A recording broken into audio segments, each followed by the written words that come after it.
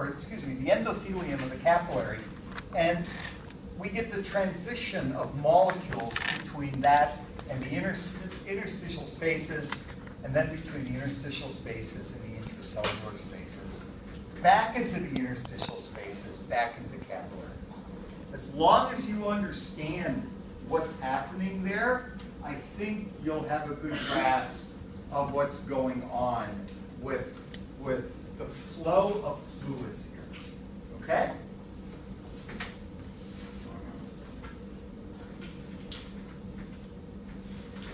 So let's do this spinal tap.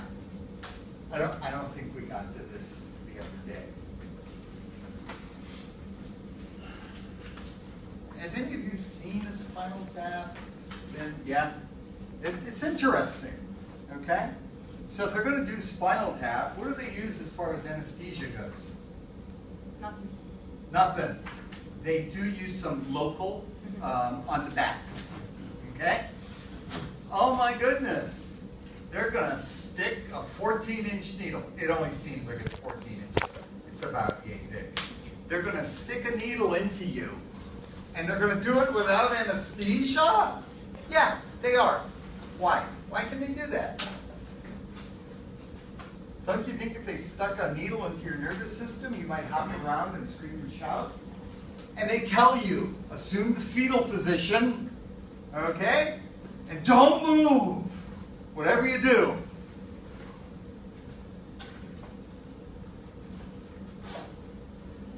Once they get into you, okay, they do the local anesthesia for this region, okay?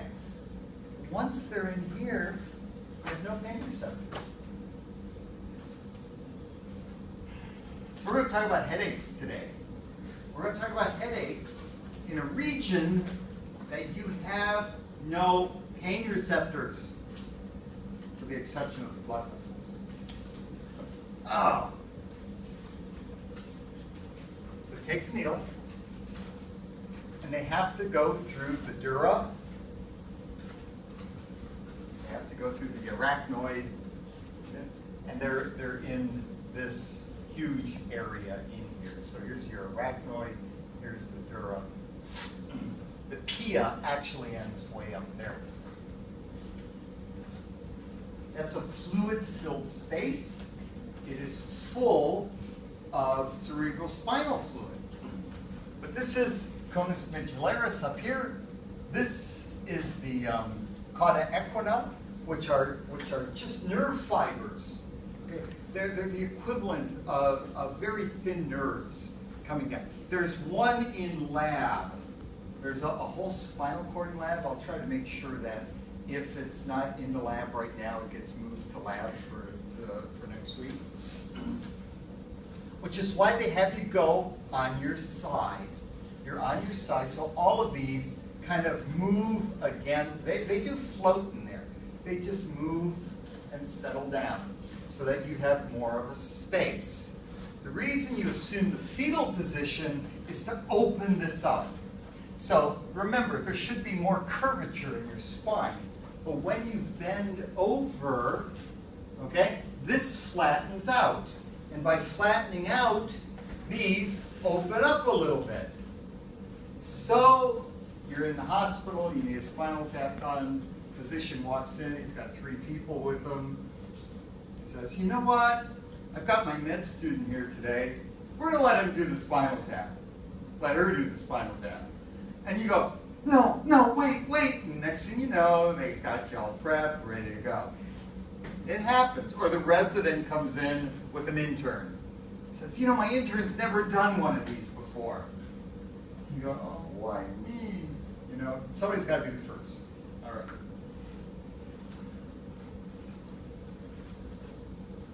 Years ago, I used to put Swan-Ganz catheters into heart experimentally. And it was the true Obi-Wan Kenobi moment. I was the learnee and Obi-Wan was teaching me. And you have the machine here that shows the tracings and everything. You put the swan in and you trace it up, and the pressures and everything. There are different you are. And when you got to your target, you had other pressures. And the person who taught me said, Mike, close your eyes and feel it in the catheter. He said, you'll feel when you pass through the heart valves. You'll feel the pressure change. You'll feel it. And I'm going, yeah. And it took me about 3 times. I didn't have to look at that machine ever again. And it's the same thing with this. You push it in. I mean, muscle is nothing. You know, a needle's going through muscle. That's easy. You come to the ligament here. Okay, there's some resistance. And then you come to the dura. And what you do is you push and you listen and feel for that is when you pop through the dura. What you don't want to hear is because you pop through the dura on one side, you pop through the dura on the other side, you hit a bone. Bad. It just hurts like hell. Mostly. Okay? So, you just put it in, and why am I doing this? What am I doing this for? Why don't I just do something else? Different, yeah? Because it's the same fluid that's up near your brain, and you can't really just stick something in. That's almost the perfect answer, by the way. It's great. Never let anybody stick anything into your brain, okay? You should be totally unconscious and gone to the world before they start sticking things in your brain. By sampling the CSF here, they know the chemistry of your brain. They know if you have an infection. They can grow the cootie that's growing in you. They know if your pressure is high, because if it's high in your brain, it's going to be high down here too. They know if you have a chemical imbalance. They know if there's a toxin. So by collecting the fluid here, they learn a lot about your brain chemistry. Okay? You know, this is a manometer here. This is what they can use to figure out the pressure. Literally, the fluid's going to come out here and fill that up. They can change the stopcock here, collect fluid. There's a lot of things they can do. So it's a very, very old and still functional technique because there's no other real good way of detecting the brain chemistry itself. Now, you remember the CSF is essentially made from plasma. Protein levels in the CSF are much lower than in the plasma. Sodium, chloride, protons, all higher in the CSF. Calcium, potassium, lower in the CSF. So, you know, you've got normal values. By the way, anytime you see values, they'll be given as a range, you know, like, I don't know, 50 to 80 milligrams. If you have 50 or 51 or 79 or 80, you are in the normal range. You are called normal. Not normal high, not normal low, but normal. It's beyond that to either extreme that things start to change. Once again, this is a technique that's commonly used. So we looked at meninges the other day, and in the last 2 lectures, we talked a little bit about the blood flow to the brain, to the whole cranial region. This is going to become important for a lot of reasons. Today, we're gonna kind of start by looking at a lot of arteries and veins, and then we're going to transition to problems that lead to headaches. So here we are. Here we have a figure showing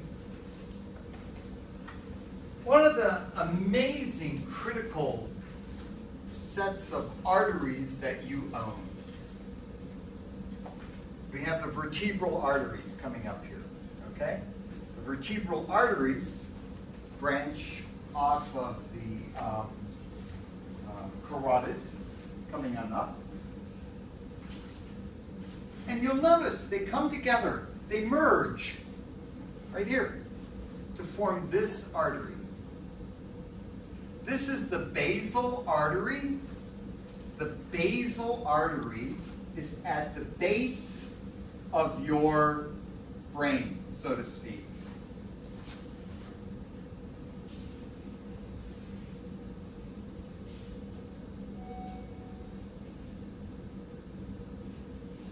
The circle of Willis sits right there.